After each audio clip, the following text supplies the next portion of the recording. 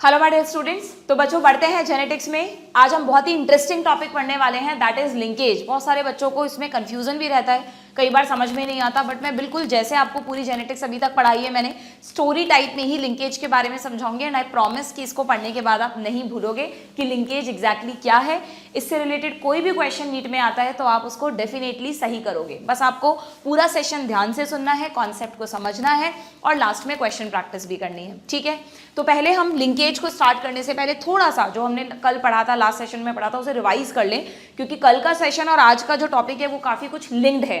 हमने कल पढ़ा था कि मेंडल का जो डाई हाइब्रिड क्रॉस था, है ना, मेंडल ने जो डाई हाइब्रिड क्रॉस किया, दो कैरेक्टर्स को साथ में स्टडी किया, तो उन्होंने क्या देखा कि कोई भी दो कैरेक्टर्स को जब वो गार्डन पी में क्रॉस करवा रहे थे, कोई भी दो कैरेक्टर्स का कॉम्बिनेशन अगर वो लेते तो उन्हें F2 जनरेशन में 9:3:3:1 का रेशियो मिलता फिनोटाइप्स में, जिसमें 9 + 1 10 तो कॉम्बिनेशंस पेरेंट्स जैसे होते और जो 3 हैं 6 कॉम्बिनेशंस नॉन पेरेंटल कॉम्बिनेशंस थे, यानी कुछ नए कॉम्बिनेशंस उन्हें मिले थे।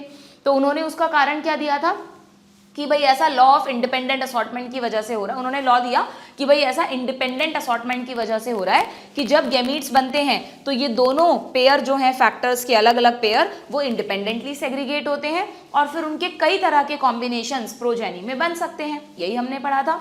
इसी चीज को मेंडल ने पब्लिश भी किया अपनी बुक में, लेकिन उन्होंने कब पब्लिश किया था ध्यान रखना, उनके एक्सपेरिमेंट हुए थे 1856 से 1863 तक, और 63 के 2 साल बाद यानी 65 में उन्होंने अपने वर्क को पब्लिश कर दिया था, लेकिन उनका वर्क अनरिकॉग्नाइज रहा था। फिर 1900 में 3 साइंटिस्ट ने उनके वर्क को रीडिस्कवर किया, वॉन शेरमार, ह्यूगो डी व्रीज और कार्ल कॉरेंस। और उसी टाइम पर माइक्रोस्कोपी इतनी एडवांस हो गई थी कि हमें दुनिया को क्रोमोसोम्स के बारे में पता चल गया था। तो 1902 में सटन एंड बॉवेरी नाम के 2 साइंटिस्ट ने इस कॉन्सेप्ट को लिंक करके रखा कि भाई आप मेंडल जिस फैक्टर की बात कर रहे हैं, जिस जीन की बात कर रहे हैं ना, वो एक्चुअली क्रोमोसोम के ऊपर ही है, क्योंकि behaviour of chromosome is parallel to the behaviour of gene. हमने एक टेबल देखा था, बिल्कुल सिमिलर बिहेवियर है दोनों का। और क्रोमोसोमल थ्योरी ऑफ इनहेरिटेंस को दुनिया के सामने रखा, इसको नाम दे दिया क्रोमोसोमल थ्योरी ऑफ इनहेरिटेंस, ठीक है।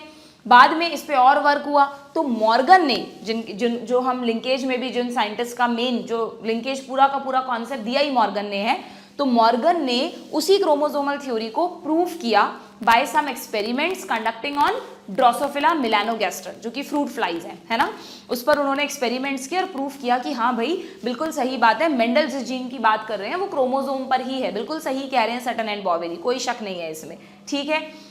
तो जब मॉर्गन ड्रोसोफिला पर एक्सपेरिमेंट्स कर रहे थे तो उन्हें कुछ नई चीजें भी मिली बच्चों। क्या नई चीजें मिली? वो चीजें मेंडल से थोड़ी अलग थी। मॉर्गन ने क्या किया, जिस तरह मेंडल ने डाई हाइब्रिड क्रॉस किए थे ना पी पर, वैसे ही मॉर्गन ने डाई हाइब्रिड क्रॉस करवाए फ्रूट फ्लाइज पर, ठीक है।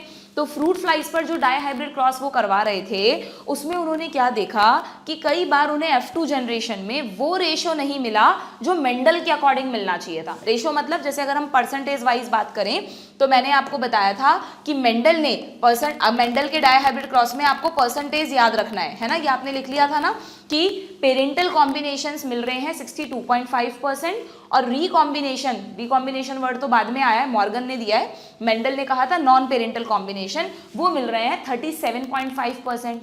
तो मॉर्गन ने जब फ्रूट फ्लाइज में डाई हाइब्रिड क्रॉस कराया ना, यानी फ्रूट फ्लाई के कोई 2 कैरेक्टर्स को साथ में स्टडी किया, तो उनको ये रेशो नहीं मिला बच्चों, बल्कि कुछ क्रॉस ऐसे थे जिसमें उनको पेरेंटल कॉम्बिनेशन 98-99% मिले और रिकॉम्बिनेशन कोई 1% समथिंग मिले, मतलब नेग्लिजिबल मिले। तो उनके दिमाग में फिर क्वेश्चन उठा कि यार ये क्यों हो रहा है, मेंडल की जेनेटिक्स तो बिल्कुल ठीक है, इंडिपेंडेंट असॉर्टमेंट का लॉ सब जगह लगभग एप्लीकेबल है, बट ये फ्रूट फ्लाई में क्या चक्कर हो रहा है कि हम डाई हाइब्रिड क्रॉस करवा रहे हैं तो हमको उतने रिकॉम्बिनेशंस नहीं मिल रहे जितने अकॉर्डिंग टू मेंडल मिलने चाहिए थे।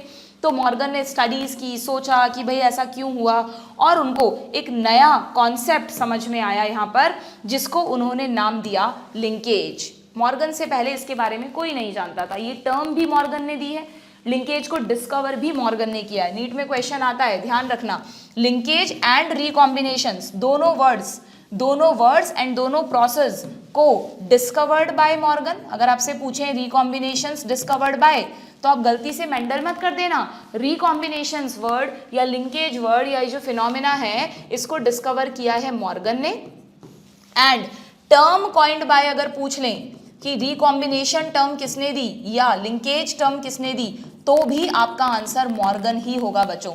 रिमेंबर ना, Morgan is father of experimental genetics, ठीक है। तो बहुत इंटरेस्टिंग है, समझना आप इस चीज को कि मॉर्गन ने क्या देखा, उन्होंने कहा कि भाई रेशो वो नहीं मिल रहा जो मिलना चाहिए था, उतने रिकॉम्बिनेंट्स नहीं बन रहे जितने बनने चाहिए थे, तो इसका क्या कारण हो सकता है। तो उन्होंने कहा कि शायद इसका कारण ये है कि ये जो क्रोमोजोम है, होमोलोगस क्रोमोजोम, इस पर यहाँ ये एलील रहा, ये एलील रहा, तो ये पेयर है एक एलील का। एक मिनट दूसरी स्लाइड लेते हैं, वहां पर अच्छे से समझते हैं कि अगर ये एक होमोलोगस क्रोमोसोम का पेयर है तो ये मान लो कोई कैपिटल आर स्मॉल आर है, ठीक है, और ये एक और एलील है जो कि कैपिटल वाई स्मॉल वाई है, ठीक है। तो क्रोमोसोमल थ्योरी में ये बात क्लियर हो गई थी कि मेंडल जिस इंडिपेंडेंट असॉर्टमेंट की बात कर रहे हैं उसका कारण क्या है, मैंने आपको बताए थे उसके दो कारण हैं कि ये जो रिकॉम्बिनेशंस हमें मिल रहे हैं उसका कारण है डिफरेंट टाइप ऑफ गैमीट्स, और वो क्यों बन रहे हैं, या तो क्रोमोसोम्स का arrangement on metaphysic plate different type से हो सकता है, या फिर एक कारण इसका क्रॉसिंग ओवर भी हो सकता है। यस और नो, मैंने आपको बताया था ना यहाँ पे कि अगर ये दोनों सेम पर हैं और इसके बीच में क्रॉसिंग ओवर हो गई तो डिफरेंट कॉम्बिनेशंस भी बन सकते हैं। तो मॉर्गन ने क्या सोचा कि शायद यहाँ पे कोई ऐसी प्रॉब्लम है जिसकी वजह से क्रॉसिंग ओवर नहीं हो रही है, यानी अगर मैं कहूँ आपको कि इसमें क्रॉसिंग ओवर नहीं हुई तो हमेशा एक तरफ कैपिटल आर वाई जाएगा, दूसरी तरफ स्मॉल आर वाई जाएगा।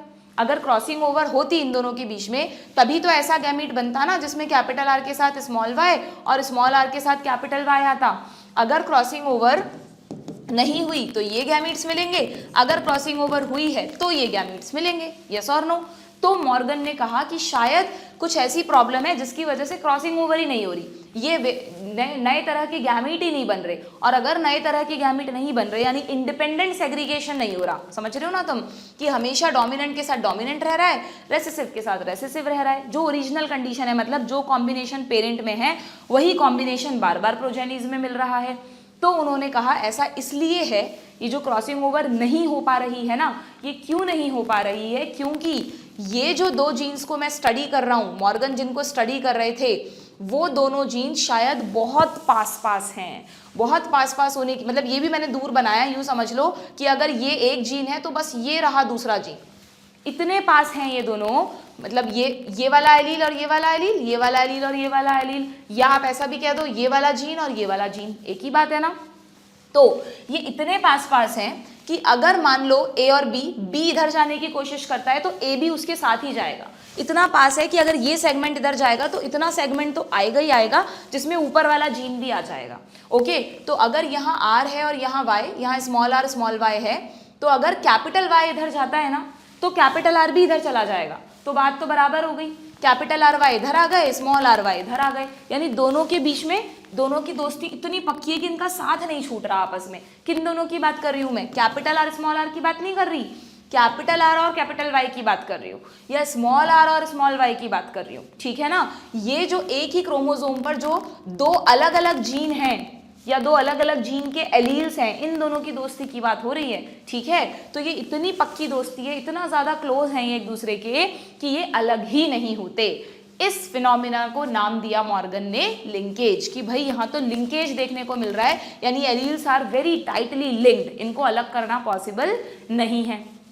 तो इसको उन्होंने क्या नाम दिया, लिंकेज। पर एक चीज़ और समझना कि उनके दिमाग में ये भी आया कि यार मेंडल को ऐसा कुछ क्यों नहीं मिला, मेंडल का रेशो हमेशा वही क्यों आता था। तो इस चीज़ को साइंटिस्ट बहुत लकी मानते हैं, इस बात में मेंडल को बहुत लकी मानते हैं कि बाई चांस की बात है कि मेंडल ने जिस पी प्लांट को चूज़ किया, मतलब गार्डन पी को चूज़ किया, उन पी प्लांट्स में जो 7 कैरेक्टर्स उन्होंने लिए ना, वो 7 कैरेक्टर्स के जीन्स या तो अलग अलग क्रोमोसोम्स पर थे, यानी अगर मान लो आर आर यहाँ है तो वाई वाई किसी और पेयर ऑफ क्रोमोसोम पर है, ठीक है। और अगर सेम क्रोमोसोम पर थे भी ना तो बहुत दूर दूर थे, बहुत दूर दूर थे। दूर दूर होने की वजह से कभी उनमें इतना टाइट लिंकेज था ही नहीं।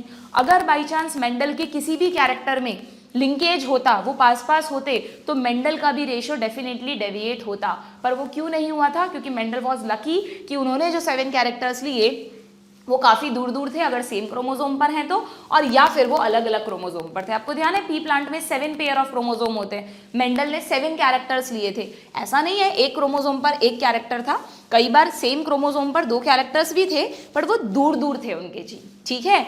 तो इसलिए मेंडल जब भी क्रॉस कराते थे किसी भी 2 में तो उनको वही रेशो मिलता था जो किसी एक में मिला, उनका रेशो कभी डेविएट नहीं हुआ।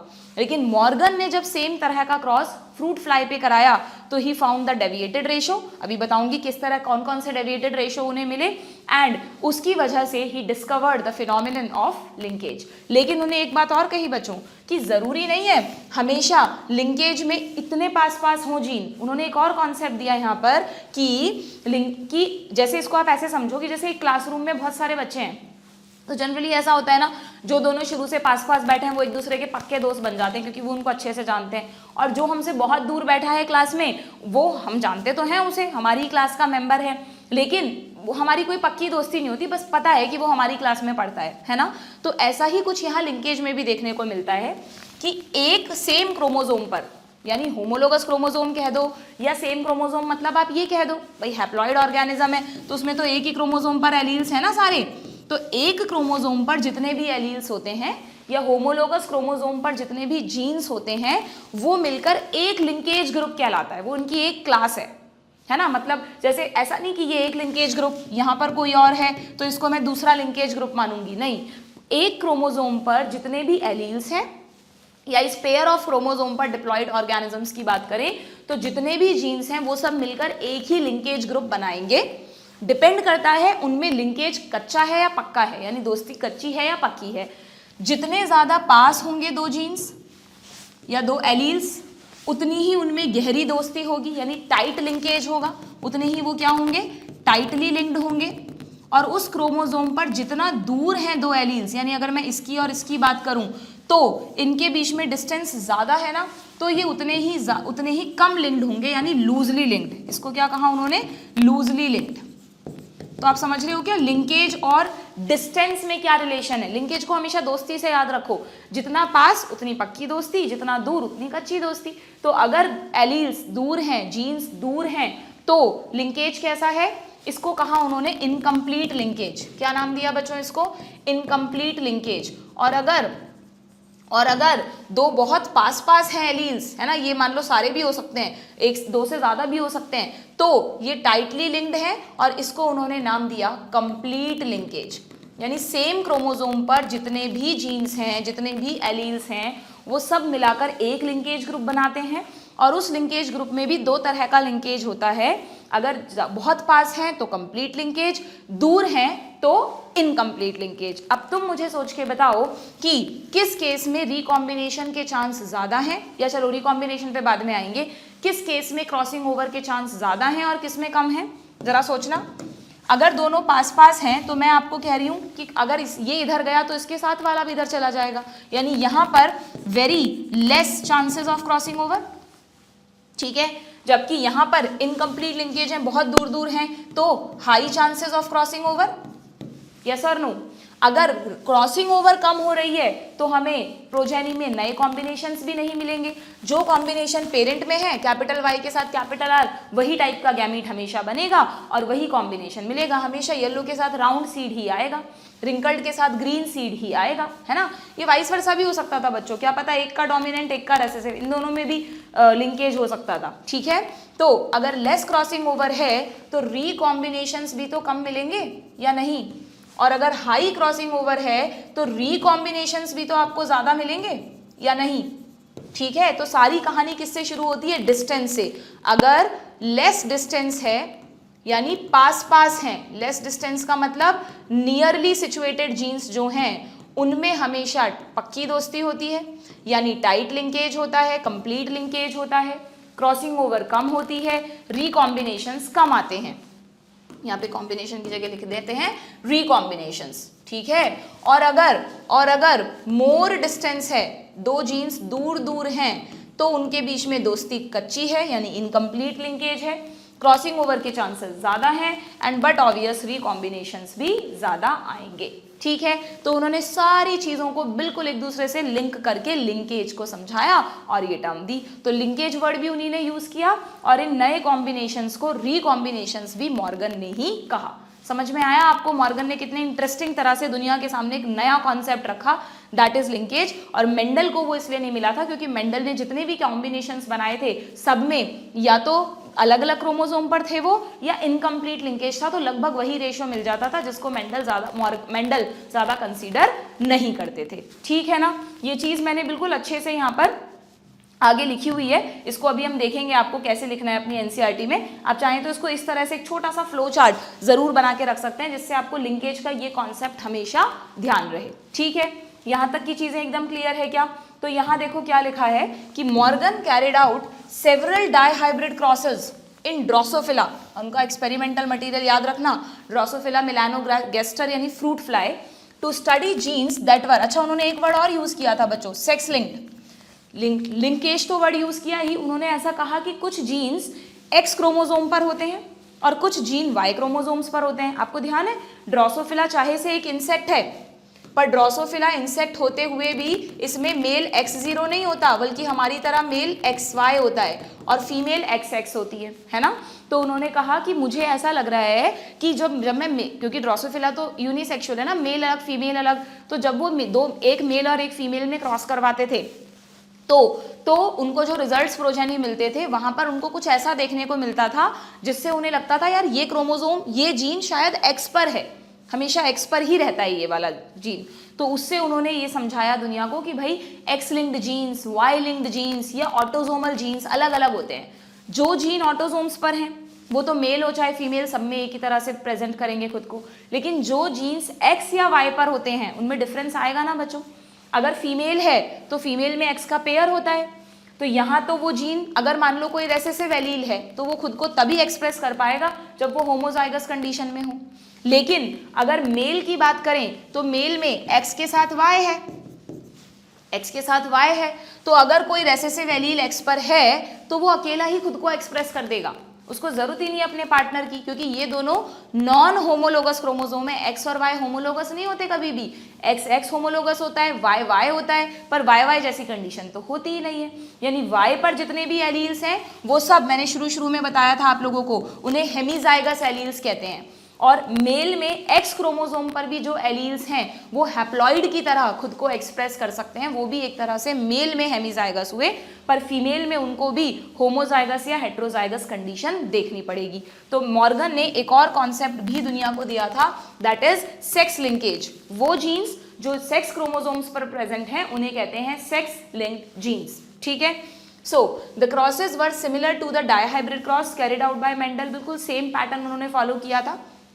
बस एक फर्क है कि मेंडल तो सेल्फिंग करा सकते थे F1 जनरेशन के प्रोजेनीज का, लेकिन यहाँ तो सेल्फिंग नहीं हो सकती। यहाँ तो जो उन्हें F1 में फ्लाइज मिलती थी ना, उन सारी फ्लाइज को एक बॉटल में मतलब किसी चीज में जिसमें हवा भी आ रही हो उसमें बंद कर देते थे, उन्हें आपस में मीटिंग करने देते थे और फिर उनके रिजल्ट्स को स्टडी करते थे। तो इनको हमेशा क्रॉस करवाना पड़ेगा। ठीक है, फॉर एग्जाम्पल मॉर्गन हाइब्रिडाइज्ड, अच्छा अब इनके क्रॉस को समझने के लिए ना तुम जैसे हमने मेंडल में एक टेबल बनाई थी ना, वैसे यहाँ पर भी मैं कहूँगी ये टेबल बना लो, वरना बच्चों को समझ नहीं आता मॉर्गन ने लिंकेज में कैसे करा था क्रॉस। तो मॉर्गन ने जो मतलब और भी किए होंगे बट आपकी बुक में जो समझाएं वो 3 कैरेक्टर्स वाले क्रॉस समझाएं। 3 कैरेक्टर कौन से लिए थे मॉर्गन ने? एक तो लिया था फ्रूट फ्लाई का बॉडी कलर, या तो फ्रूट फ्लाई ब्राउन कलर की होती है या फिर येलो कलर की होती है। नॉर्मली आपको ब्राउन मिलेगी क्योंकि brown is the dominant. I colour मैंने आपको बताया था कल कि फल मक्खी जो है फ्रूट फ्लाई उसकी लाल आंख होती है, तो या तो आई रेड होती है या कुछ फ्रूट फ्लाइज में वाइट आई भी होती है बच्चों। तो रेड ज्यादातर दिखती है मक्खी मूवी, तो ये डोमिनेंट कैरेक्टर ट्रेट हो गया।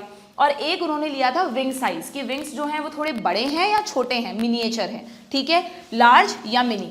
इसमें उन्होंने सिंबल कैसे यूज किए थे मॉर्गन ने कैपिटल और स्मॉल सिंबल नहीं लिया था, मॉर्गन ने लेटर लिया था इस रेसेसिव का, जबकि मेंडल डोमिनेंट का लेते थे, और जो डोमिनेंट था ना उसके ऊपर प्लस लगा दिया। ये भी बड़ा आसान है समझना, है ना, कि जैसे येलो और ब्राउन में बी नहीं लिया, वाई लिया, रेसेसिव को लिखा वाई से, इसको लिखा वाई प्लस से। रेड और व्हाइट में डब्लू लिया, रेसेसिव को लिखा डब्लू से, रेड को लिखा डब्लू प्लस से। और लार्ज और मिनिएचर में एम लिया, रेसेसिव को लिखा स्मॉल एम से, इसको लिखा एम प्लस से। ठीक है, सब में स्मॉल लेटर्स लिखने, डोमिनेंट में प्लस लगाना है, यहाँ पर प्लस नहीं लगाना। क्लियर? और डाईहाइब्रिड क्रॉस के लिए दो का कॉम्बिनेशन बनाना है। तो आपकी बुक में जो 2 क्रॉस समझाए हैं उसमें एक क्रॉस में तो कॉम्बिनेशन है body colour and I colour का, यानी मॉर्गन ने एक क्रॉस में स्टडी किया कि अगर ब्राउन बॉडी एंड रेड आई वाले ड्रोसोफिला को येलो बॉडी एंड व्हाइट आई वाले ड्रोसोफिला के साथ क्रॉस कराएंगे तो क्या रिजल्ट्स मिलेंगे। और एक और क्रॉस उन्होंने किया, ये तो क्रॉस ए दे रखा है आपकी बुक में, एक क्रॉस दूसरा उन्होंने किया जिसमें आई कलर और विंग साइज को स्टडी किया, यानी एक ऐसी ड्रोसोफिला जिसका रेड आई है और लार्ज विंग्स हैं उसका क्रॉस कराया व्हाइट आई और मिनिएचर विंग्स के साथ, और फिर देखा क्या क्या रिजल्ट्स मिलते हैं। ठीक है, एक कॉम्बिनेशन ये भी बन सकता है बॉडी कलर और विंग साइज का, बट ये आपकी बुक में नहीं दिया है। तो आपकी बुक में जो 2 क्रॉस दिए हैं ना, ये जो डायग्राम दिया है cross A and this is cross B, ये अलग अलग है, ये क्रॉस ए अलग है, क्रॉस बी अलग है। तो क्रॉस ए याद रखना, आप इसके ऊपर भी लिख सकते हो। क्रॉस ए किसके बीच में है? क्रॉस ए है बॉडी कलर, मतलब क्रॉस ए में कौन से 2 ट्रेट देख रहे हैं वो, body colour and I colour, जिसमें डू रिमेंबर कौन डोमिनेंट है कौन रेसेसिव है, और क्रॉस बी में वो देख रहे हैं आई colour and wing size, I colour and wing size. ठीक है, तो यहां पर जब उन्होंने क्रॉस करवाया ना बच्चों, आपको पूरा क्रॉस बना के देखने की जरूरत नहीं है, आपको सिर्फ इसमें मेन चीजें समझनी है कि यहाँ पर हो क्या रहा है। हाँ, किसी बच्चे को ज्यादा मन है अच्छे से डिटेल में और चीजें समझनी है, बहुत टाइम है अभी आपके पास, तो आप आराम से बिल्कुल मेंडल की तरह इस क्रॉस को बना के देखना, आपको रिजल्ट्स मिलते जाएंगे और मैच करना, आपके यही आंसर्स आएंगे। ठीक है, तो देखो जरा उन्होंने क्या किया, मॉर्गन ने यहाँ पर जो डोमिनेंट फीचर्स लिए हैं ना, अच्छा मॉर्गन ने डोमिनेंट फीचर्स वालों को वाइल्ड टाइप कहा है। जैसे वाइल्ड का मतलब यहाँ पर कहीं भी हम वाइल्ड वर्ड यूज करते हैं, जो डोमिनेंट हो, जैसे हम बोलते हैं ना वाइल्ड एनिमल्स, जिनको किसी एक्स्ट्रा केयर की जरूरत नहीं है, आराम से खुद ही रह लेंगे। ठीक है, उसके लिए जनरली बायो में वाइल्ड वर्ड यूज किया जाता है। तो मॉर्गन ने अगर दोनों ट्रेट डोमिनेंट हैं तो उसको वाइल्ड टाइप कह दिया था। तो आपको खुद पता होना चाहिए यहाँ पे वाइल्ड टाइप का मतलब क्या है, दिख रहा है ना आपको, यहाँ पे वाइल्ड टाइप का मतलब हुआ बॉडी कलर कैसा है इसका, ब्राउन बॉडी, यहाँ जगह कम है, मैं थोड़ा सा यहाँ लिख देती हूँ साइड में, है ना। वाइल्ड टाइप का मतलब क्या है यहाँ पर, वाइल्ड टाइप का मतलब है ब्राउन बॉडी, बार बार नहीं लिखूंगी, एक ही बार बता रही हूँ, एंड रेड आई, दोनों डोमिनेंट है। हमेशा फ्रूट फ्लाई याद रखो ब्राउन कलर की होती है, रेड आई होती है। आपकी बुक में फोटो दिया है ना, ये देखो ब्राउन कलर की दिखाई और रेड आई दिखाई, ये डोमिनेंट ट्रेट है। ठीक है, तो वाइल्ड टाइप की फ्रूट फ्लाई का क्रॉस उन्होंने करवाया है किससे, रेसेसिव से। रेसेसिव टाइप का मतलब बॉडी के लिए रेसेसिव क्या है, येलो बॉडी लिखा हुआ है उन्होंने, येलो व्हाइट, बस उल्टा पुल्टा मत कर देना कि तुम ऐसा कर दो कि आई को तो येलो कर दो और बॉडी को व्हाइट कर दो, नहीं, ब्राउन के साथ व्हाइट का कॉम्बिनेशन। ठीक है, होता है ना brown pant white shirt combination, black and white होता है, यहाँ पे ब्राउन एंड व्हाइट कर दो। ठीक है, तो ब्राउन के साथ हमेशा व्हाइट का कॉम्बिनेशन करना है आपको, समझ रहे हो। ब्राउन बॉडी के साथ, ब्राउन उल्टा कर दिया हमने, लो गड़बड़ हो गई है ना, ट्रिक ही गलत हो गई यहाँ तो हमारी, सॉरी। ब्राउन बॉडी के साथ येलो बॉडी रखना है, तो अब ध्यान रखना ये वाली ट्रिक काम नहीं करेगी यहाँ पे।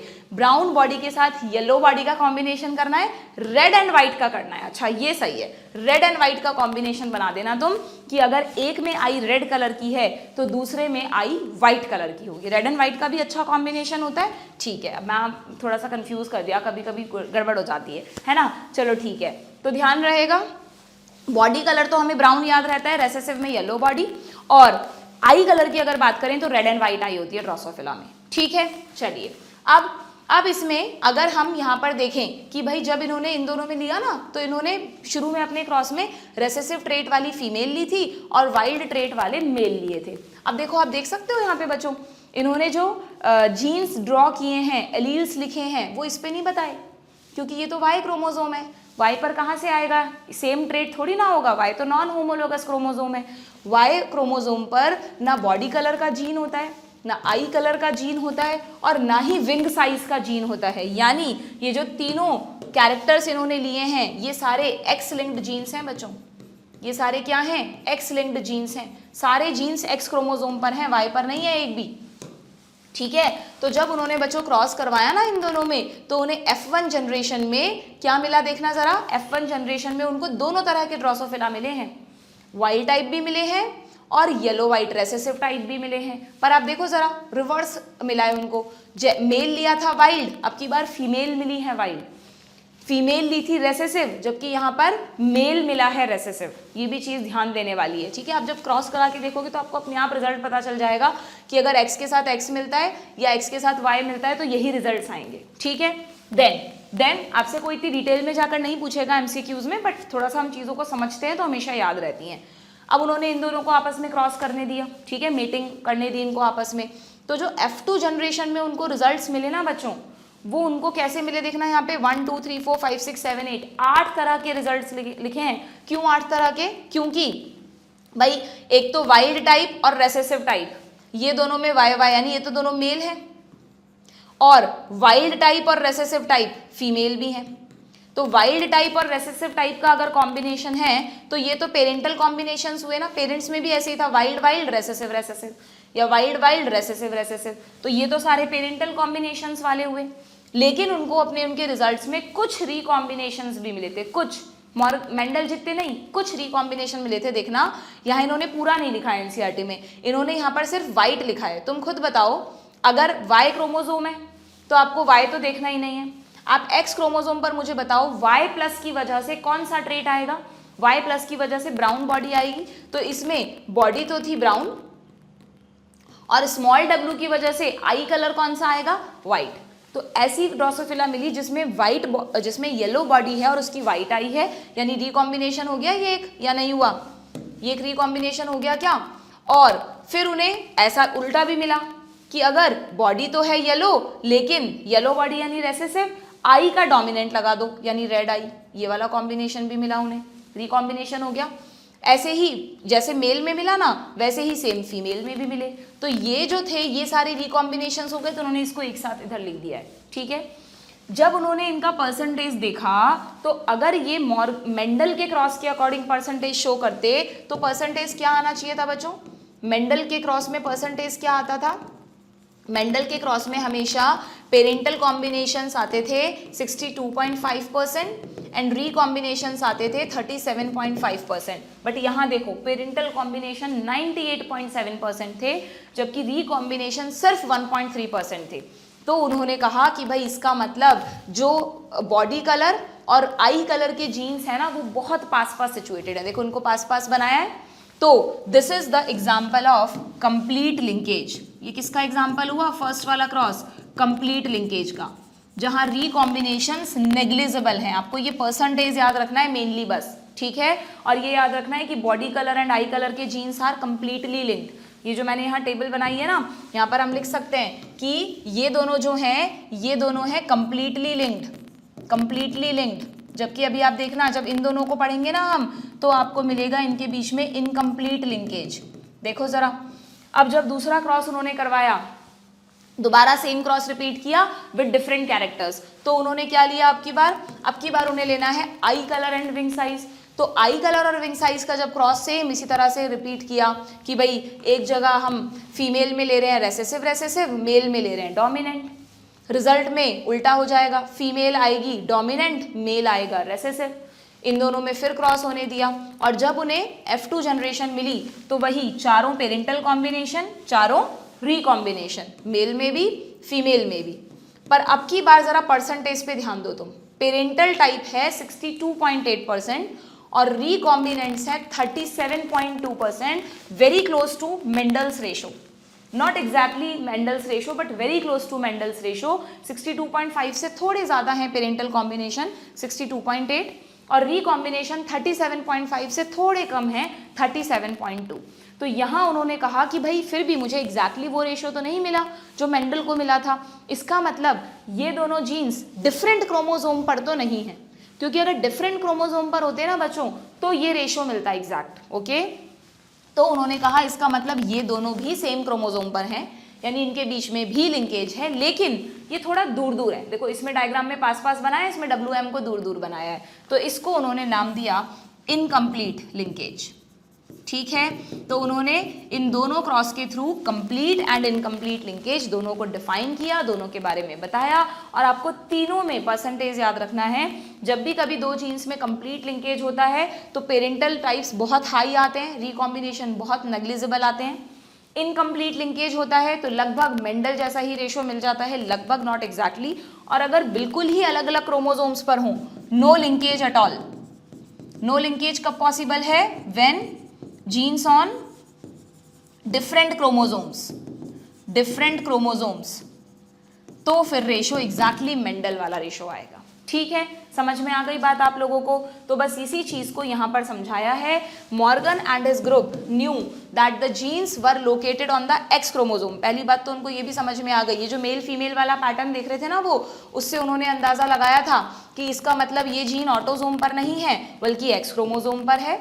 And saw quickly that when the two genes in a dihybrid cross were situated on the same chromosome, the proportion of, अगर दोनों जीन सेम क्रोमोसोम पर होते हैं तो पेरेंटल कॉम्बिनेशंस हमेशा ज्यादा आते हैं in comparison to non parental combinations. Morgan attributed this due to, उन्होंने डिफाइन किया कि ऐसा क्यों हो रहा है, physical association between two genes and coined the term linkage. Morgan ने ही बच्चों लिंकेज टर्म दिया to describe this physical association of gene, physical association यानी पक्की दोस्ती ऑन अ क्रोमोसोम, ठीक है। एंड उन्हीं ने ही coined the term recombination to describe the non parental combination. इससे पहले non parental combination word use होता था, बट मॉर्गन ने इसको नाम दे दिया रिकॉम्बिनेशंस। तो अगर तुमसे नीट में पूछ लें कि रिकॉम्बिनेशंस किस वजह से आते हैं, तो इंडिपेंडेंट असॉर्टमेंट की वजह से आते हैं। और अगर नहीं आ रहे तो क्यों नहीं आ रहे? लिंकेज की वजह से नहीं आ रहे। समझ गए बात आप लोग? सो Morgan and his group also found that even when genes were grouped on the same chromosome, अगर हम एक ही क्रोमोसोम के सारे जीन्स को देखें तो ऐसा नहीं है हमेशा उनमें बहुत टाइट लिंकेज होगा। Some genes were very tightly linked, जिसको उन्होंने नाम दिया था कंप्लीट लिंकेज। तो बट ऑब्वियस अगर बहुत टाइटली लिंक्ड हैं तो वेरी लो रिकॉम्बिनेशंस देंगे, दैट इज क्रॉस ए, जो उन्होंने क्रॉस ए में रिजल्ट्स देखे थे।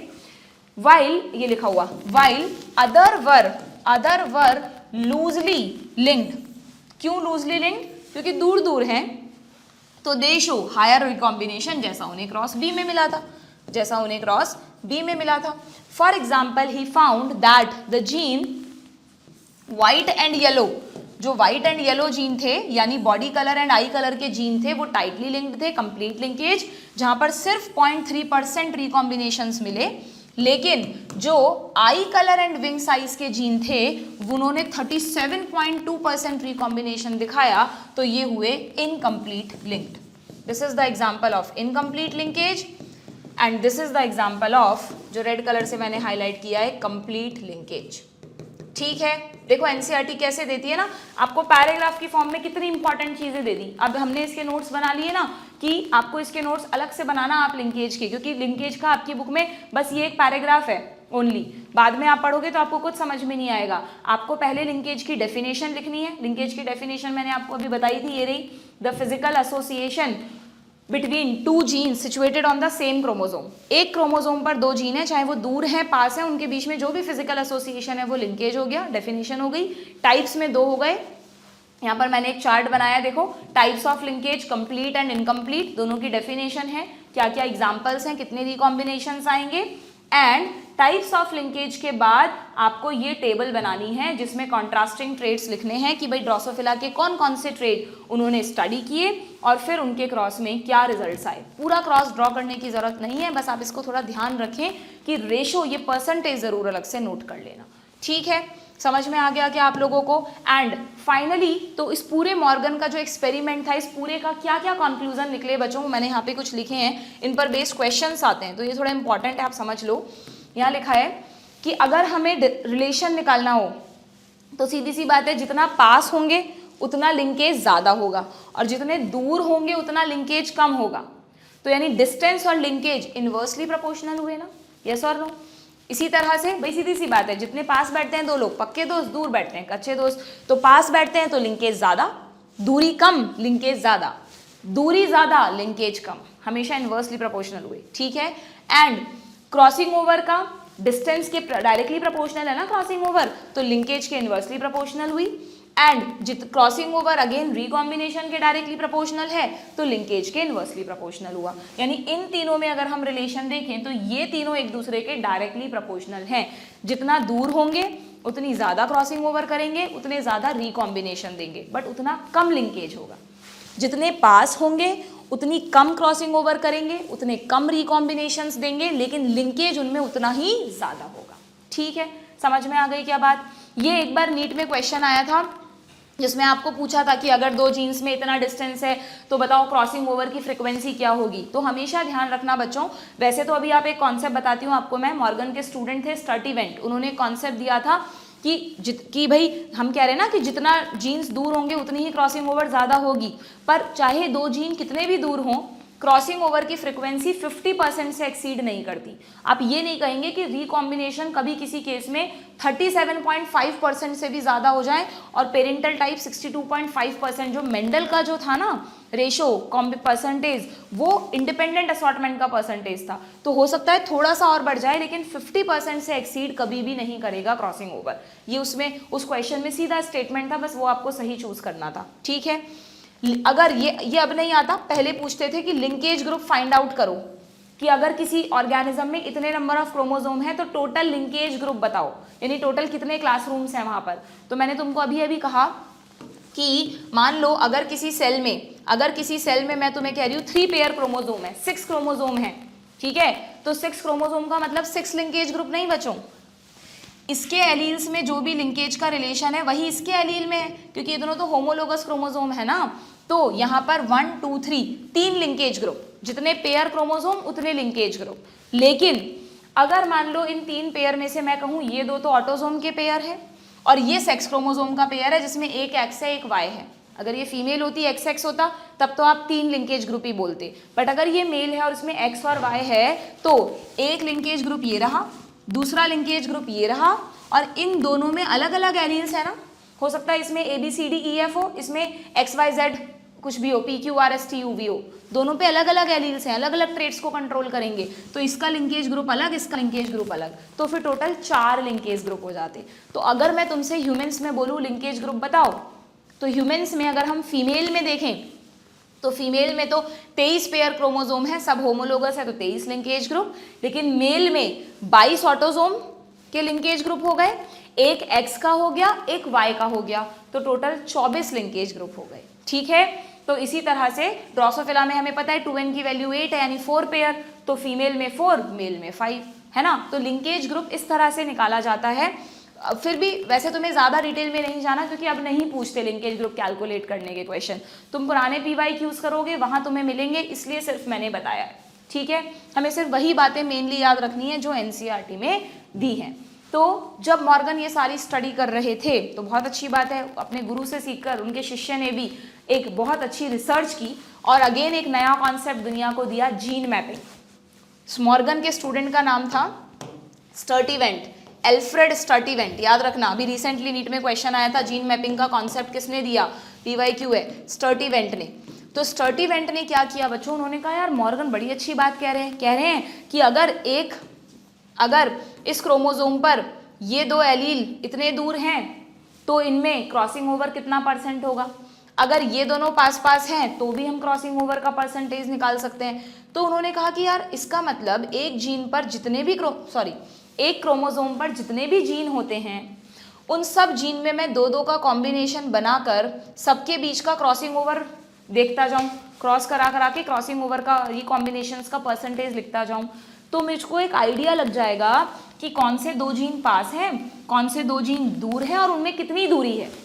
तो उन्होंने एक कॉन्सेप्ट रखा जीन मैपिंग का। जीन मैपिंग हो गई ना, हमें ये पता चल गया कि ये दोनों जीन एक क्रोमोसोम पर हैं क्या, और अगर एक ही पर है तो कितना पास है या कितना दूर है। फिर दूसरे 2 जीन ले लो, जैसे A और B, अब A और C में करा लो, अगर वही रेशो आ रहा है जो मेंडल का आता था तो मतलब C इस पर नहीं है, किसी और क्रोमोसोम पर है, और अगर मॉर्गन वाला रेशो आ रहा है कंप्लीट या इनकम्प्लीट लिंकेज वाला तो इसका मतलब सेम पर है, कितना दूर है वो निकाल लो।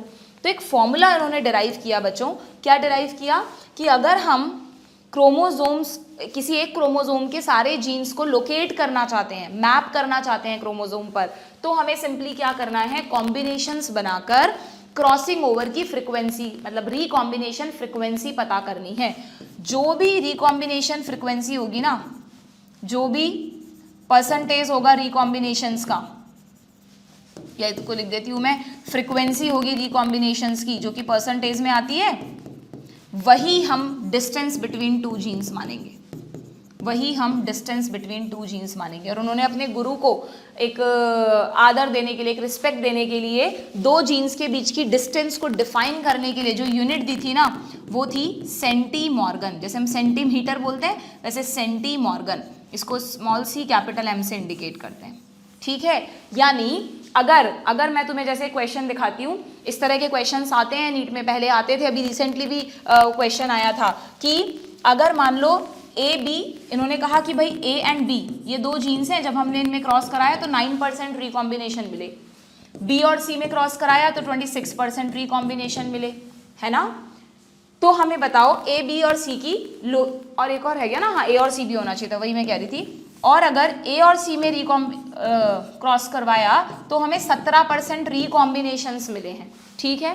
तो बताओ इनकी पोजीशन क्या होगी। तो देखना जरा कि भाई जो एल्फ्रेड स्टर्टीवेट ने कॉन्सेप्ट दिया, अगर वो कह रहे हैं कि 9% क्रॉसिंग ओवर है तो इनके बीच का डिस्टेंस है 9 सेंटीमॉर्गन, 17% रिकॉम्बिनेशन है तो ए और सी एक दूसरे से 17 मीटर 17 सेंटीमॉर्गन दूर हैं, बी और सी एक दूसरे से 26 सेंटीमॉर्गन दूर है। तो तुम लगा लो लॉजिक, कितना आसान है कि अगर मान लो मैं ए और बी, ए को यहाँ मान लूँ, बी को यहाँ मान लूँ और इनके बीच का डिस्टेंस मान लूँ 9, है ना। तो मुझे सी की पोजीशन पता लगानी है। सी ए से 17 मीटर दूर है, अभी मैं मीटर बोल रही हूँ, सी जो है वो ए से 17 यूनिट दूर है। तो अगर सी यहाँ हो मान लो, ठीक है, और हम कह रहे हैं कि इसके बीच में 17 यूनिट का डिफरेंस है, तो बी और सी में कितना होना चाहिए, 17 - 9 8। क्या बी और सी में 8% आ रहा था? नहीं। तो इसका मतलब सी इधर इस तरफ नहीं है। अगर सी इस तरफ होता, देखना जरा, अगर सी इस तरफ कहीं होता और हम कह रहे हैं ए और सी के बीच का डिस्टेंस होना चाहिए 17, तो बी और सी के बीच का 9 + 17 26 हो रहा है क्या? यस, 17 + 9 26 ही होता है। तो यस, इसका मतलब this is the correct position of C. तो सी ए बी, इनका सीक्वेंस क्या होगा? सी ए बी कहीं ऑप्शन में नहीं है तो कोई बात नहीं, इसको उल्टा भी तो पढ़ सकते हैं, बी ए सी पढ़ लो। तो ये रहा बी ए सी, ठीक है। तो कोई भी एक सीक्वेंस होगी ऑप्शन में, या तो ऐसे पढ़ना है या ऐसे पढ़ना है, और वही तुम्हारा आंसर होगा। समझ में आ गया कैसे करते हैं ये क्वेश्चन? तो बस this is the concept of gene mapping. यहां क्या लिखा है कि his student Alfred Sturtevant used the frequency of recombination between gene pairs on the same chromosome as, उन्होंने इसको कैसे यूज किया? as a measure of the distance between gene and mapped their position on the chromosome। ऐसे करके उन्होंने gene mapping का concept दिया, और इसी जीन मैपिंग के कॉन्सेप्ट को यूज करके यहाँ लिखा है today genetic maps are extensively used, question आ सकता है, as a starting point in the sequencing of whole genome as was done in HGP। जो आप नेक्स्ट चैप्टर के लास्ट में ह्यूमन जीनोम प्रोजेक्ट पढ़ेंगे, वहाँ पर हम जीन्स की मैपिंग इसी कॉन्सेप्ट को यूज़ करके भी कर सकते हैं। और भी कई टेक्निक्स हैं, बट इसको भी एक्सटेंसिवली यूज़ किया गया ह्यूमन जीनोम की सीक्वेंसिंग करने में, ठीक है। समझ में आ गया जीन मैपिंग क्या है अच्छी तरह से? ओके यहाँ पर एक छोटी सी चीज़ बच्चों मैंने एडिशनली डाली है। आप जब PYQs करोगे तो आपको पुराने क्वेश्चंस में ना कुछ अब नहीं पूछेंगे तुमसे, तुम्हें बिल्कुल अब के लिए पढ़ने की ज़रूरत नहीं है, बट पुराने क्वेश्चंस में ऐसा दे रखा है कि, है ना, ये जो हमने ट्रेड्स पढ़े ना, अभी जो हमने सेक्स लिंकेज की बात की, इनको तो हम सेक्स लिंक्ड जीन्स बोलते हैं। तो अगर कोई भी जीन एक्स पर है तो वो एक्स लिंक्ड कैरेक्टर हुआ, अगर कोई भी वाई पर है तो वो वाई लिंक्ड कैरेक्टर हुआ। वाई लिंक्ड कैरेक्टर्स को होलेंड्रिक भी बोलते हैं, क्योंकि एंड्रो मतलब मेल और होल मतलब होल, तो यानी एक ऐसा कैरेक्टर जो सिर्फ मेल्स में ही दिखेगा आपको ह्यूमंस में, वो कौन होगा? वो वाई क्रोमोसोम वाला होगा, क्योंकि वाई कभी फीमेल में तो होता नहीं है। तो ऐसे जीन्स को क्या बोलते हैं? Holandric genes. जैसे इसका एक बहुत अच्छा एग्जांपल होता है, आपने कभी देखा है कुछ लोगों में यहाँ कान के पास ना आगे की तरफ थोड़ा सा बालों का एक गुच्छा सा होता है एडिशनल, ठीक है, उस कंडीशन को कहते हैं हाइपर ट्राइकोसिस, ट्राइकोम यानी बाल, हेयर। तो अगर किसी एक पेरेंट में मेल में वो है तो उनके सभी सन्स में वो हाइपर ट्राइकोसिस मिलेगा ही मिलेगा, क्योंकि हाइपर ट्राइकोसिस एक वाई लिंक्ड कैरेक्टर है, ठीक है। एक टर्म होती है सेक्स लिमिटेड कैरेक्टर, एक होती है सेक्स इन्फ्लुएंस्ड कैरेक्टर। अब इनके नाम में सेक्स लिमिटेड या सेक्स इन्फ्लुएंस, सेक्स वर्ड तो आ रहा है, बट ये एक्स या वाई क्रोमोसोम पर नहीं होते, ये होते तो ऑटोसोम्स पर हैं बच्चों। लेकिन इनका जो वे ऑफ एक्सप्रेशन है ना वो इस बात पे डिपेंड करता है कि ये मेल में होंगे या फीमेल में होंगे। तो सेक्स लिमिटेड ट्रेट्स किनको कहते हैं? ऐसे ट्रेट्स जो किसी एक ही सेक्स में आपको मिलेंगे, दूसरे में जनरली नहीं मिलेंगे, जैसे secondary sexual characters. Beard and moustache generally male में फेशियल हेयर की ग्रोथ ज़्यादा होती है, ठीक है। मेमोरी ग्लैंड का डेवलपमेंट जनरली फीमेल में, एक्सेप्शंस होते हैं कहीं कहीं, but mostly they are limited to one of the sex, तो उसको कहते हैं सेक्स लिमिटेड ट्रेट।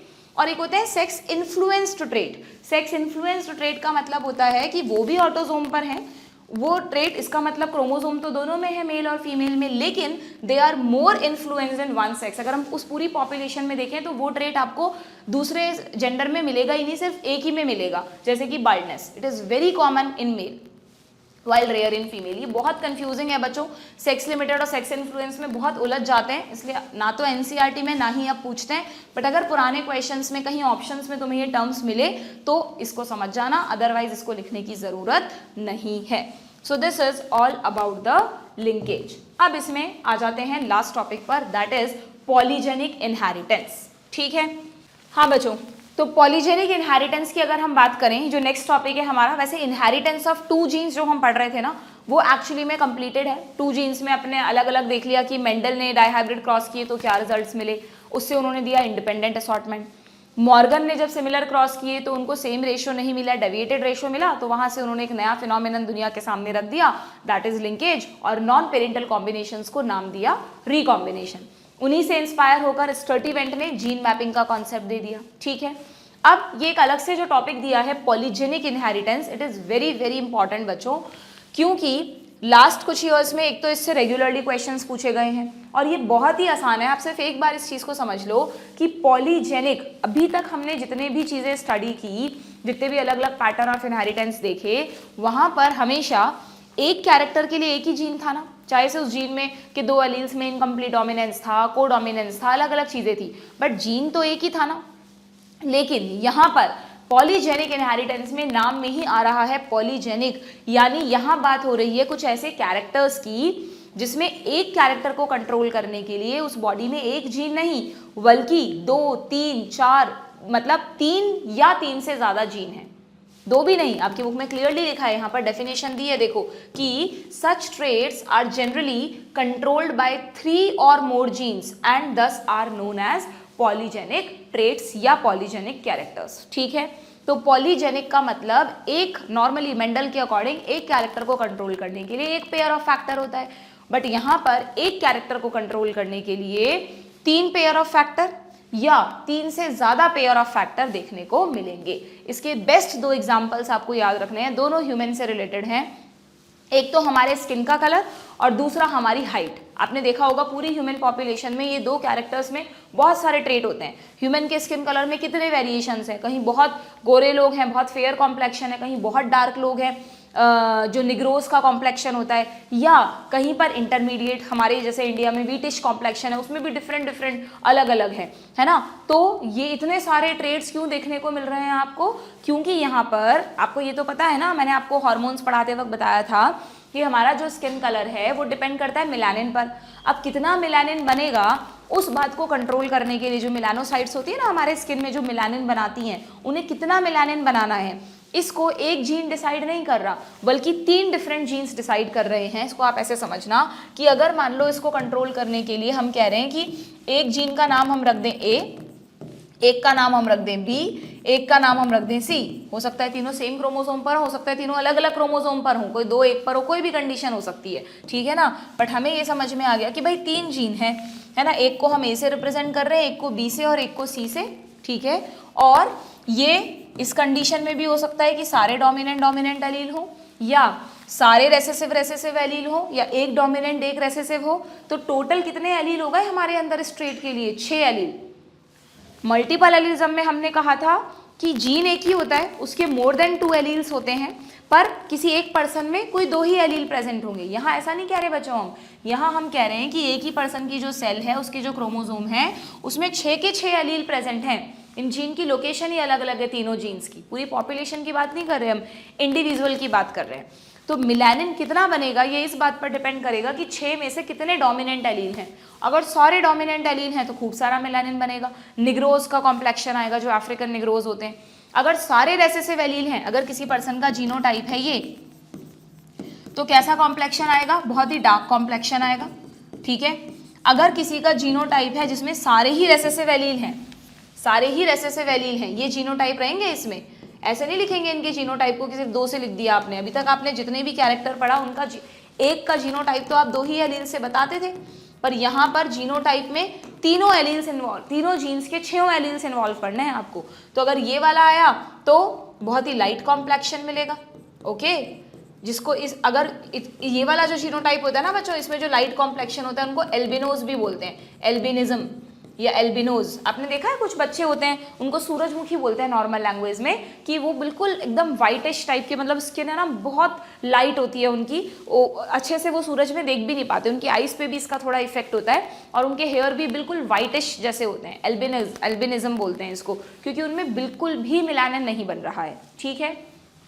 एंड या फिर इनके बीच में इंटरमीडिएट में, या तो ये इंटरमीडिएट हो सकता है, तीनों हेट्रोजाइगस हैं, या हो सकता है ये होमोजाइगस हो, ये हेट्रोजाइगस हो, ये होमोजाइगस हो, कोई भी, बहुत तरह के कॉम्बिनेशंस यहाँ पर आपको मिलेंगे, ठीक है।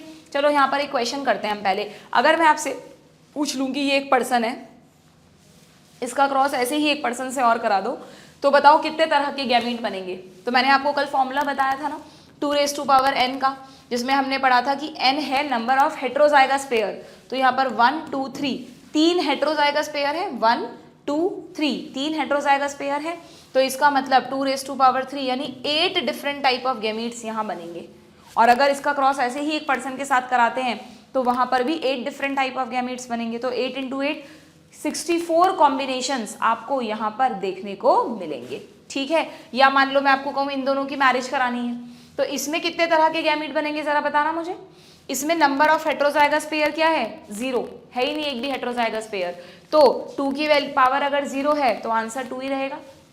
सॉरी 2 की अगर किसी की भी पावर 0 होती है तो आंसर आता है 1, है ना। तो यहाँ पर ओनली 1 टाइप ऑफ गैमीट बनेगा, क्योंकि हर गैमीट में यही कॉम्बिनेशन बैठेगा, ठीक है।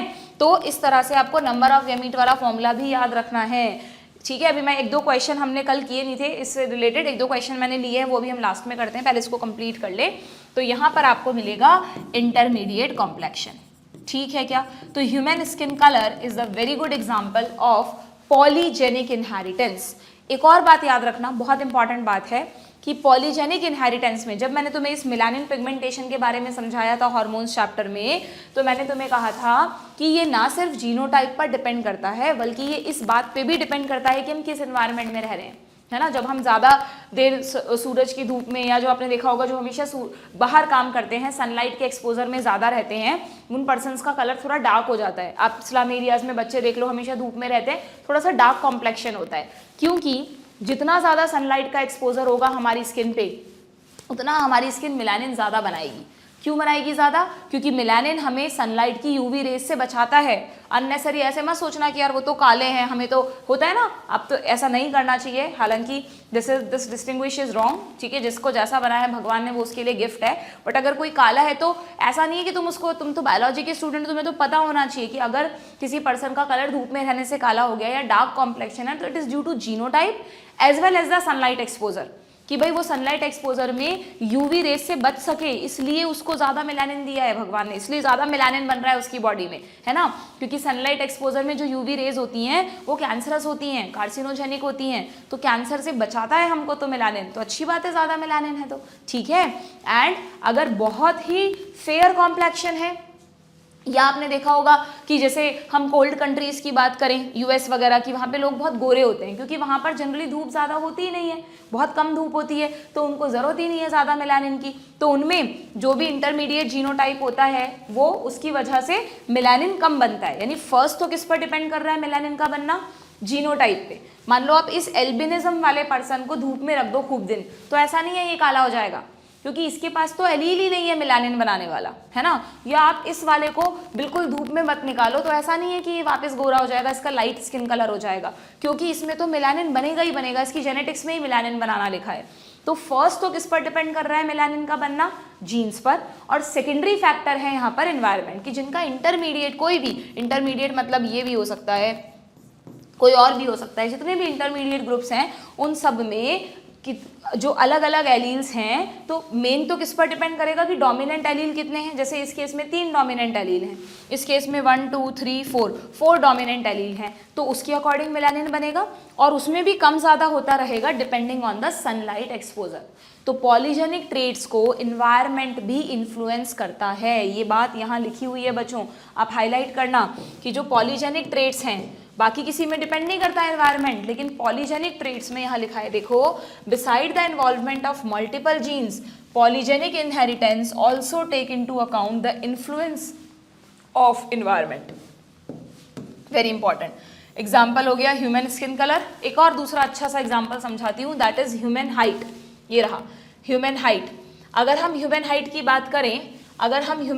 बात करें, तो देखो अगेन आपको पता है, एक तो आपने काफ़ी हद तक देखा होगा जो हाइट है वो हमारी जेनेटिक्स पे भी डिपेंड करती है। जैसे अगर किसी के फादर मदर बहुत लंबे हैं तो जनरली बच्चों की हाइट अच्छी होती है, फादर मदर दोनों की हाइट कम है तो जनरली बच्चों की हाइट थोड़ी कम रह जाती है। बट ज़रूरी नहीं है हमेशा एग्जैक्टली सिमिलर हो, कई बार कोई भी कॉम्बिनेशन बनने से वेरिएशंस भी आ सकते हैं।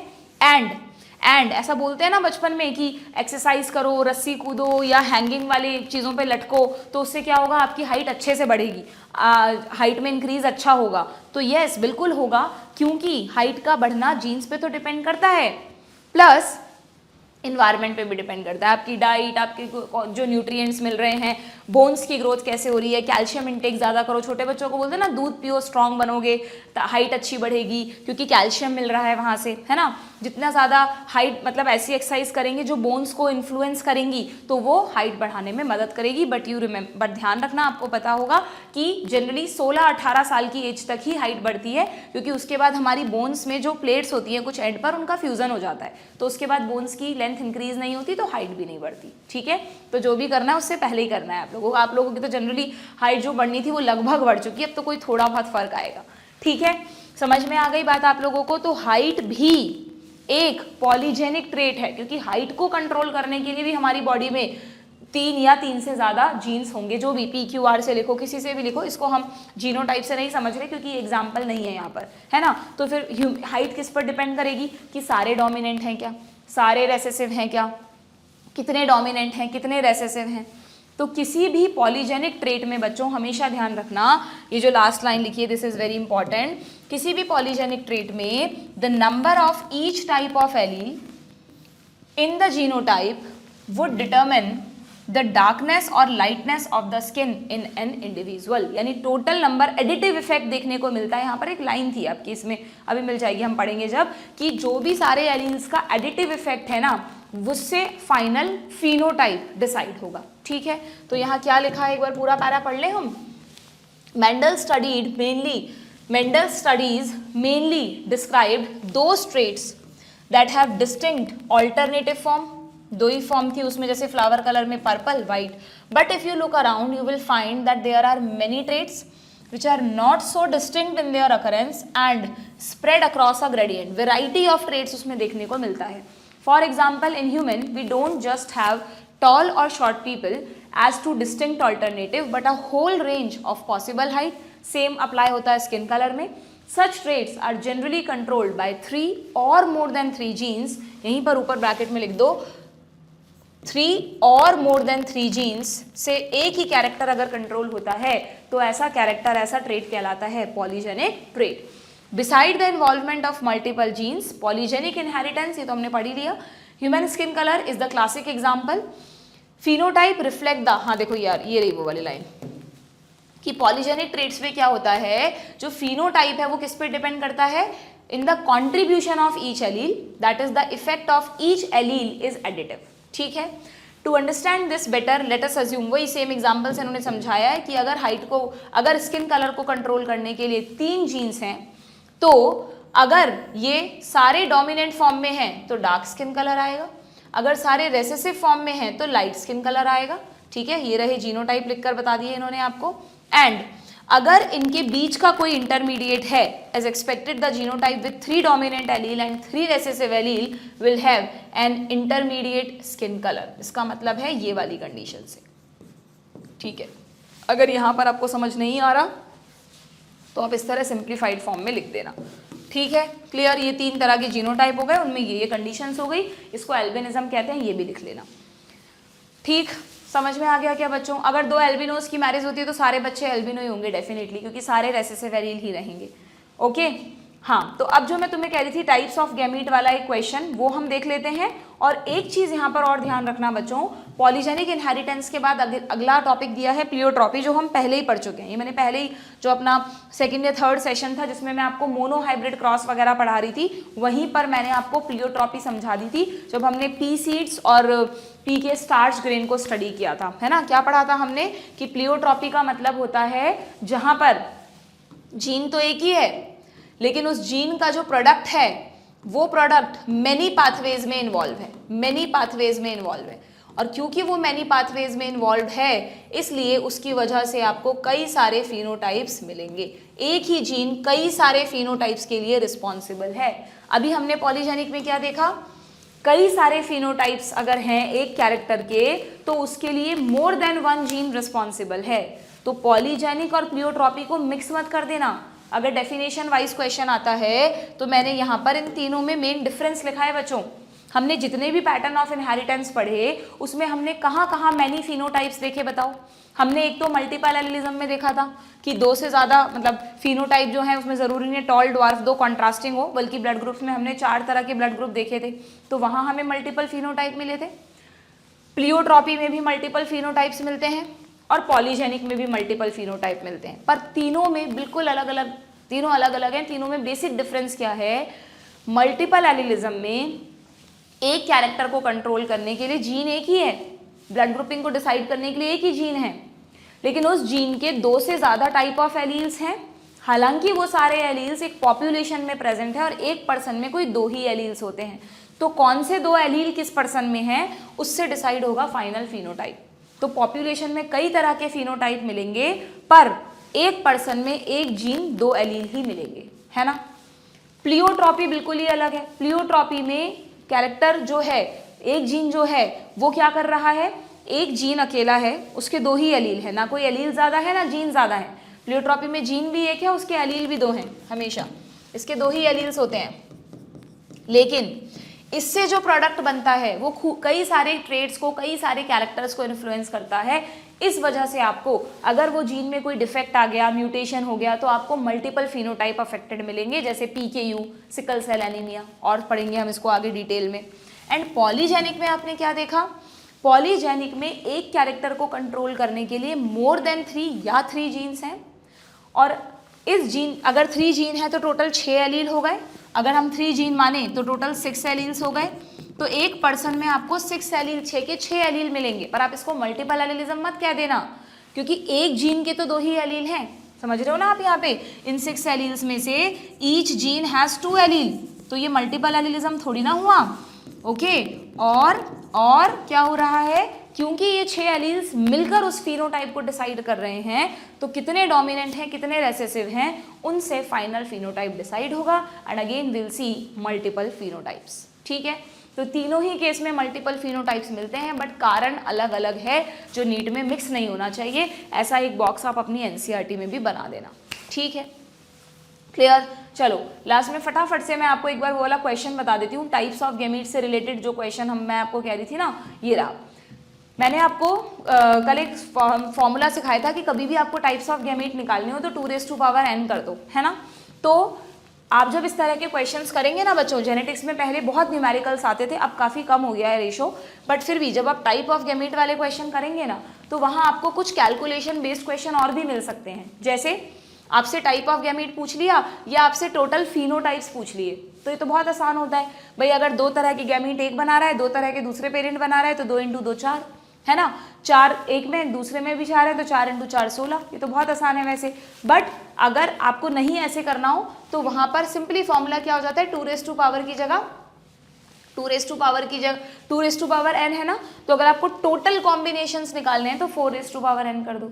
नहीं करना तो बस आप मल्टीप्लाई करके देख लो। बट अगर मैं आपसे कहूँ मुझे इसी के टोटल फिनोटाइप्स बताओ, इसी के टोटल फिनोटाइप्स बताओ, जैसे कि अगर जैसे आप मेंडल का मोनोहाइब्रिड क्रॉस पे जाओ, मेंडल के मोनोहाइब्रिड क्रॉस में F1 जनरेशन में जब सेल्फिंग हुई थी, तो F1 जनरेशन में 2 तरह के गैमीट थे, मेल में भी और फीमेल में भी। मेल में 2 तरह के गैमीट, फीमेल में 2 तरह के गैमीट। F2 में फिनोटाइप कितने तरह के मिले थे आपको? 2 ही तरह के थे ना फाइनल फिनोटाइप। टोटल 4 लोग मिले थे, टोटल 4 प्रोबेबिलिटीज हमने लिखी थी, पर उनमें टाइप ऑफ फिनोटाइप तो 2 ही थे ना, या तो वो टॉल है या तो वो ड्वार्फ है। मेंडल के ही डायहाइब्रिड क्रॉस पे जाओ। डायहाइब्रिड क्रॉस में F1 जनरेशन में जब आपने गैमीट्स बनाए थे तो गैमीट्स आपको मिले थे 4 तरह के मेल गैमीट, 4 तरह के फीमेल गैमीट, तो 4 × 4 टोटल कॉम्बिनेशन आपने बनाए थे 16। लेकिन अगर उन 16 कॉम्बिनेशंस में टाइप ऑफ फिनोटाइप देखे थे तो वो 4 ही आए थे ना। क्यों? क्योंकि मेल ने 4 तरह के गैमीट बनाए, फीमेल ने भी 4 तरह के गैमीट बनाए। तो किसी भी क्रॉस में अगर दोनों parent same number of gamete बना रहे हैं, सेम टाइप ऑफ गैमीट बना रहे हैं, तो फिनोटाइप का टाइप भी वही नंबर होगा। सेम फॉर्मूला 2n 2n, ठीक है। ये अब कोई पूछता नहीं है टोटल जीनोटाइप, बट अगर जीनोटाइप भी कैलकुलेट करवा लें तुमसे तो 3n हो जाता है। याद करो, मोनोहाइब्रिड क्रॉस में 3 तरह के जीनोटाइप मिले थे, होमोजाइगस डोमिनेंट, हेट्रोजाइगस और होमोजाइगस रिसेसिव। डायहाइब्रिड क्रॉस में मैंने लिखवाया था टोटल 9 तरह के जीनोटाइप थे, रेशियो लिखा था ना 12 24 12 12 1, 9 तरह के जीनोटाइप थे, ठीक है। तो उसका भी ये फॉर्मूला होता है, बट तुम्हें इतने सारे फॉर्मूले याद करने की जरूरत नहीं है, सिर्फ यही वाले क्वेश्चंस तुम्हें ज्यादा मिलेंगे, टाइप ऑफ गैमीट, ठीक है, जहां पर सब में n सेम है। n is the number of heterozygous pair, और हेट्रोजाइगस पेयर कितना होता है वो यहाँ पर एग्जाम्पल से बताया है। कैसे डायहाइब्रिड की जगह कोई ट्राईहाइब्रिड क्रॉस करवा दे तुमसे तो भी तुम इस फॉर्मूले को लगाकर अपनी वैल्यूज निकाल सकते हो, ठीक है। तो भाई हमारे टाइम पे तो बहुत पूछते थे इस तरह के क्वेश्चंस, तो बहुत भर के प्रैक्टिस करनी होती थी जेनेटिक में न्यूमेरिकल्स की, ऐसा लगता था थोड़ी देर के लिए मैथमेटिक्स में चले गए हैं, है ना। लेकिन अब लिमिटेड कर दिया है, तो मैं कहूँगी बहुत ज़्यादा टाइम ना दें, बेसिक सीख ले कि कैसे करते हैं, 2-4 क्वेश्चन की प्रैक्टिस कर लें, दैट्स इनफ, ओके। जैसे देखो यहाँ पर एक 2006 का क्वेश्चन है, how many different kind of gametes will be produced by a plant having the genotype this। बस एक ही जीनोटाइप दिया है तुम्हें और पूछा है ये प्लांट कितने तरह के गैमीट बनाएगा, तो बता दो। नंबर ऑफ हेट्रोजाइगस पेयर एक ही है, तो n की वैल्यू है 1, तो 2n कितना हो गया 2 आ जाएगा आंसर सिंपली, ठीक है। देन फिर पूछ लिया how many different type of genetically different gametes will be produced by a heterozygous plant having this genotype, ये दे दिया आपकी बार जीनोटाइप, ये लो। अब की बार हेट्रोजाइगस पेयर कितने हैं, ये रहा और ये रहा, n की वैल्यू है 2, तो 2 कितना हो गया 4 टाइप ऑफ गैमीट। इस तरह के सिंपल से क्वेश्चन आते हैं टाइप्स ऑफ गैमीट के, जो आप इजीली कर सकते हैं, ठीक है बच्चों। तो this is all about the inheritance of 2 genes. तो हमने एक तरह से इस चैप्टर का जो मेजर पार्ट था, अलग अलग टाइप के जो इनहेरिटेंस पैटर्न हैं मेंडल के या मेंडल के बाद जो अलग अलग आए, वो सारे कवर कर लिए हैं, ओके। अब इस चैप्टर में आपका जो पार्ट रह गया है उसमें 3 टॉपिक्स रह गए हैं। एक है सेक्स डिटर्मिनेशन, बहुत ही सिंपल और आसान टॉपिक है, पढ़ाऊंगी नेक्स्ट सेशन में। एक छोटा सा टॉपिक है म्यूटेशंस, वो भी हम डिस्कस करेंगे। एंड देन एक सबसे इंपॉर्टेंट पार्ट इस चैप्टर का जेनेटिक डिसऑर्डर्स, जिसको पढ़ने में तुम्हें अगेन बहुत मजा आएगा। तो जो भी डिसऑर्डर्स हैं उनको कैसे पेडिग्री एनालिसिस करते हैं, जिससे तुम घबराते हो ना पेडिग्री नहीं समझ में आती, वो सब हम फर्दर सेशंस में कवर करेंगे। अभी तक जितना पढ़ा है उससे रिलेटेड सब कुछ एनसीईआरटी से पढ़ लो। अगर लगता है कि हम भूल जाएंगे तो अपने नोट्स ज़रूर बनाओ जेनेटिक्स में, मैं कहूँगी ये चीज़ बहुत ज़रूरी है, बाद में नहीं समझ आएगी तुम्हें एनसीईआरटी से, ठीक है। और क्वेश्चन प्रैक्टिस करना बहुत ज़रूरी है। जेनेटिक्स में सीधा क्वेश्चन नहीं आता उठ के, कभी कभी आता है कि this is discovered by, this term is given by, वो तो सीधा क्वेश्चन है, बट घुमा फिरा के क्वेश्चंस आते हैं, तो आपको प्रैक्टिस होनी चाहिए। अगर एक पेरेंट का ब्लड ग्रुप ये है, दूसरे का ये है, तो बच्चों का क्या होगा, ऐसे क्वेश्चंस भी हमने किए थे। अगर इस जीनोटाइप का इस जीनोटाइप के साथ क्रॉस कराते हैं तो रिजल्ट क्या आएंगे, फिनोटाइप रेशो क्या आएगा, जीनोटाइप रेशो क्या आएगा, इस तरह के क्वेश्चंस की प्रैक्टिस ज़रूर से कर लेना। कुछ भी प्रॉब्लम है तो कमेंट बॉक्स में पूछ लेना, ठीक है। Good bye.